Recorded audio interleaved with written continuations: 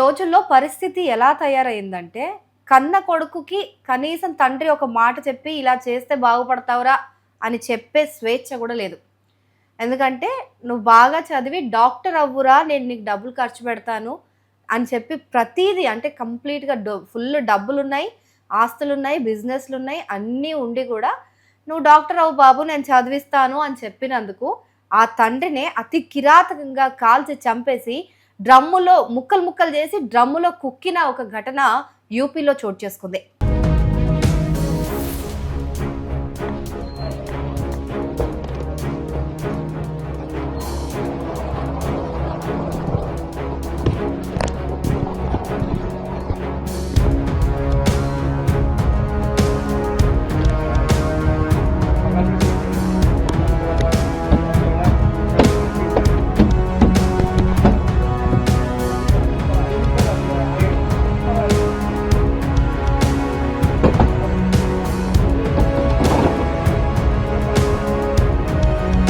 తనే తండ్రిని తుపాకీతో కాల్చి చంపేసి దృశ్యం లెవెల్ సినిమా నాటకం ఆడాడు. తర్వాత పోలీస్ స్టేషన్కి వెళ్ళి మా నాన్న కనిపించట్లేదు, ఢిల్లీకి వెళ్ళిపోయాడు, ఏమైపోయాడో అర్థం కావట్లేదు అని చెప్పి ఫుల్ డ్రామా ఆడాడు. ఆ తర్వాత ఎలా దొరికాడు ఏంటనేది ఈ వీడియోలో చూద్దాం.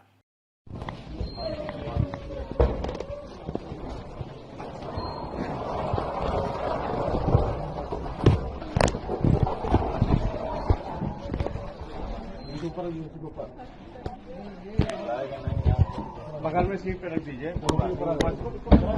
चर्चा करके सीट पे रख दीजिए। ऊपर आ जाएगी।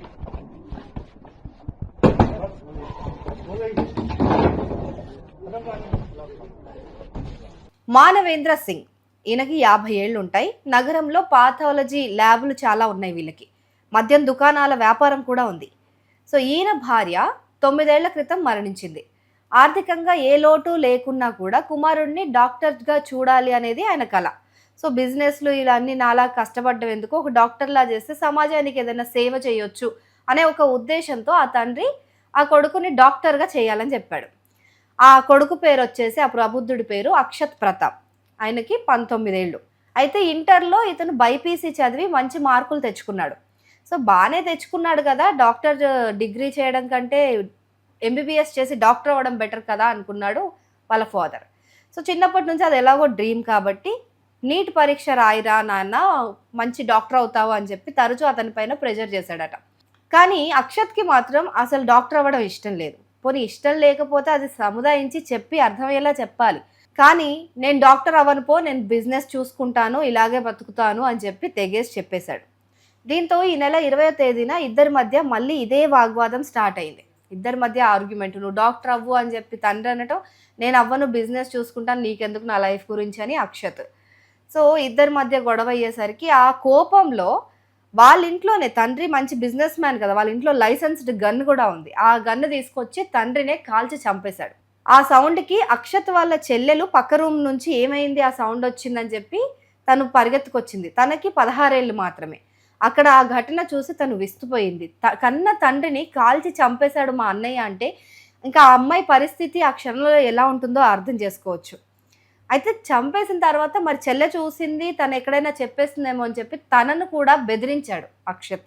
సో ఎవరికి చెప్పొద్దు, ఏం చేయొద్దు అని చెప్పి. మళ్ళీ మృతదేహాన్ని చూస్తే నేనే చంపానని అందరికీ అనుమానం వచ్చేస్తుంది, నన్ను అరెస్ట్ చేస్తారేమో అని చెప్పి ఆ మృతదేహాన్ని 3వ అంతస్తు నుంచి కిందకి ఈడ్చుకెళ్ళి ఆ శరీరాన్ని ముక్కలు ముక్కలుగా కోసి డ్రమ్ములో కుక్కేశాడు.